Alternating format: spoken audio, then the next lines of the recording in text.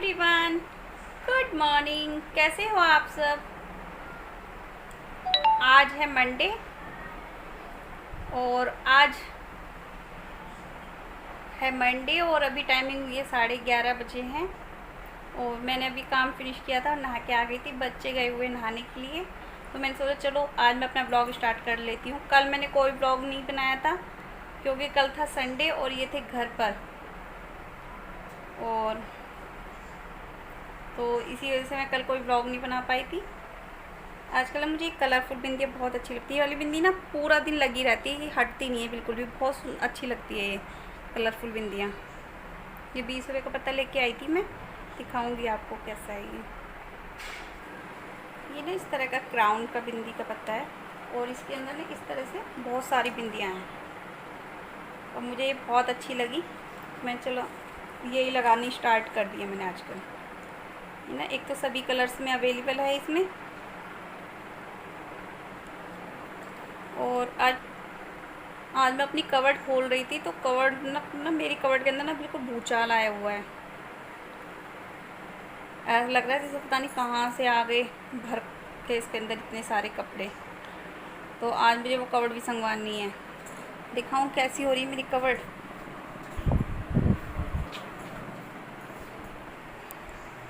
ये देखिए मेरी कवर्ड। इसमें ना मैं अपने डेली के ही कपड़े रखती हूँ, बस जो रोज़ में पहने जाते हैं, बाकी कपड़े सब सेफ के अंदर होते हैं। लेकिन ये अलमारी ना देखो मेरी इस तरह से भूचाल आया हुआ है पूरा अलमारी के अंदर। तो आज मुझे फाइनली ये कपड़ों की अलमारी अपनी सेट करनी है, बट ये अलमारी में तभी सेट हो पाएगी जब ये सोगा सन। तो दोपहर में देखती हूँ, आज इसे समेटती हूँ अपनी अलमीरा को। और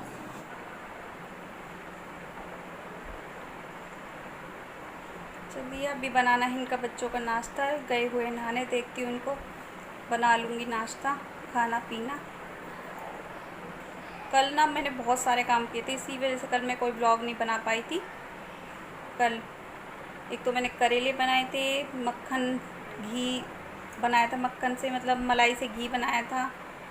और कल आज ना एक दीदी की शादी है, बराबर वाली दीदी की, तो कल उनके घर भी जाना था थोड़ी सी देर के लिए, क्योंकि पूजा वगैरह के लिए ना वो धागा वगैरह बांधते हैं, वो हाथ लगी का कुछ होता है, तो उनके घर भी गई थी कल। तो सुबह मॉर्निंग में 9 बजे तो हम लोग सोकर ही उठे थे। उसके बाद उनके घर चली गई थी, वहाँ से आई 12 बजे। आने के बाद इन्हें बच्चों के लिए बनाया खाना, दाल मखनी और नान। और फिर बस पूरा दिन इसी तरह से बिजी रही कल, टाइम ही नहीं मिल पाया बिल्कुल भी। तो इसी वजह से कोई ब्लॉग शेयर नहीं कर पाई थी मैं। चलिए कभी कभी होता है ना, बहुत ज़्यादा बिजी हो जाते हैं, टाइम नहीं मिल पाता बिल्कुल भी कुछ भी करने के लिए। तो चलिए फिर बना लेते हैं नाश्ता, उसके बाद करती हूँ बातें आपसे। मिलती हूँ आपसे थोड़ी देर में।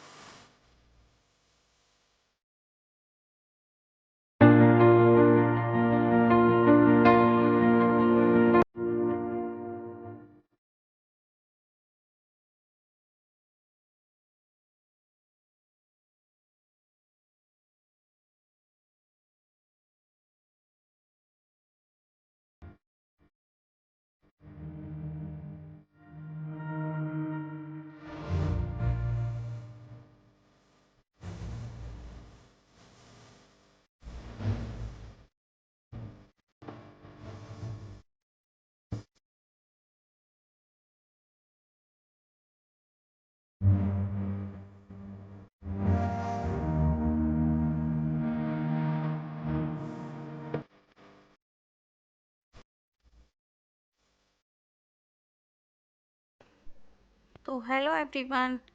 और तो मैंने अपनी पूरी कवर्ड खाली कर ली थी और मैं सारे कपड़े लगा रही थी अपने। तो ये मैं सारे दुपट्टे ना इसी तरह से हैंग करके रखती हूँ अपने, जिससे मुझे आराम से मिल जाएं इजीली। तो ये लवी मेरी हेल्प करा रही थी। तो मैं दुपट्टे ना इसी तरह से सारे हैंग कर देती हूँ सारे हैंगर्स पे। तो इससे मुझे इजीली आराम से मिल जाते हैं, जब भी मुझे दुपट्टे लेने होते हैं मुझे ढूंढने नहीं पड़ते। अगर आपको जानना है कि मैं किस तरह से दुपट्टे हैंग करती हूँ तो आप लोग मुझे कमेंट करके कमेंट बॉक्स में बता दें, तो मैं आपको बता दूँगी कि मैं अपने दुपट्टे किस तरह से अरेंज करके रखती हूँ। और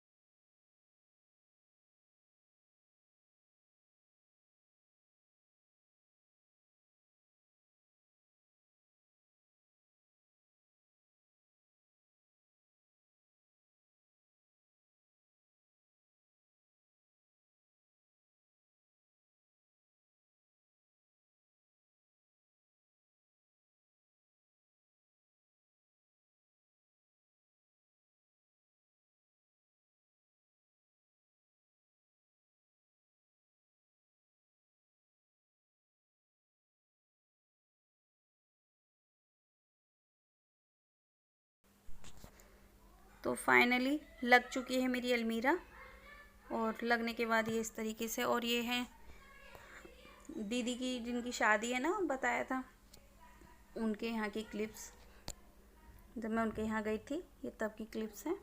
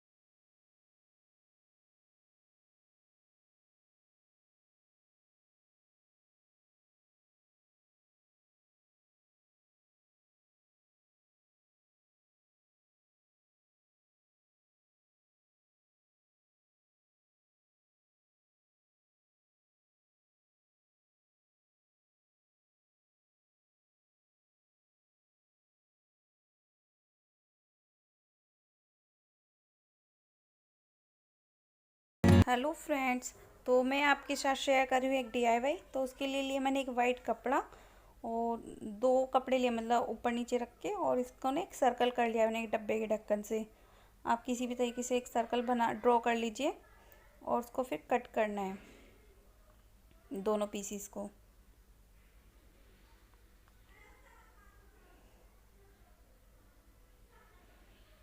इस तरह से इसको कट कर लीजिए।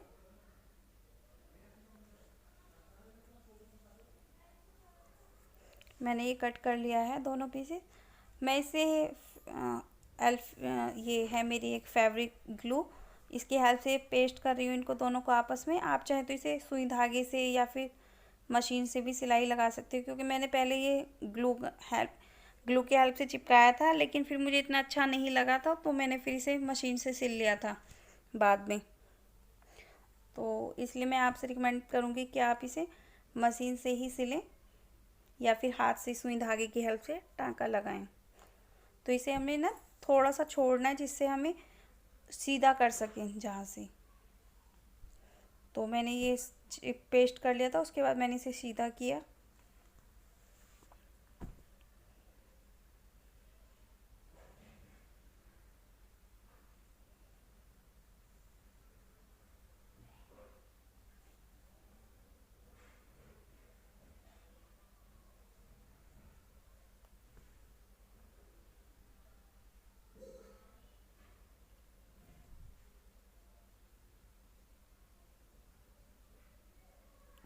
इसके अंदर सीधा करने के बाद मुझे भी इसके अंदर भरनी है कॉटन। आप फाइबर कॉटन जो भी आपको अच्छा लगे वो आप फिल कर सकते हो इसके अंदर।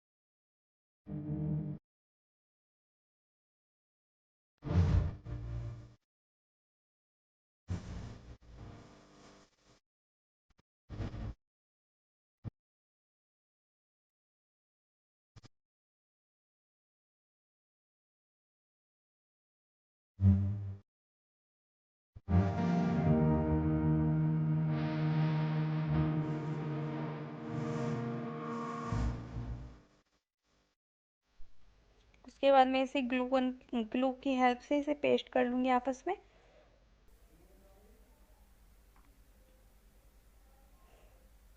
ये एक फेस जैसा तैयार हो गया, जैसे डॉल का फेस होता है ना, इस तरीके से। ये पेस्ट करने के बाद मुझे इतना अच्छा नहीं लग रहा था, तो मैंने इसे सुई धागे की हेल्प से चिपका दिया था।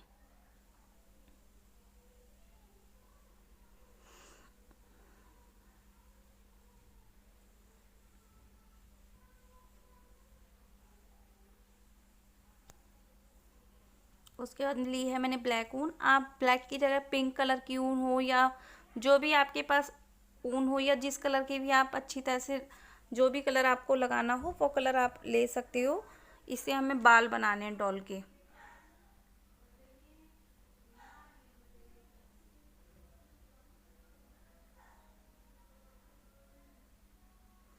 और ये मैंने बाल थोड़े से पेस्ट कर दिए आगे की तरफ, जैसे आगे निकले हुए बाल होते हैं।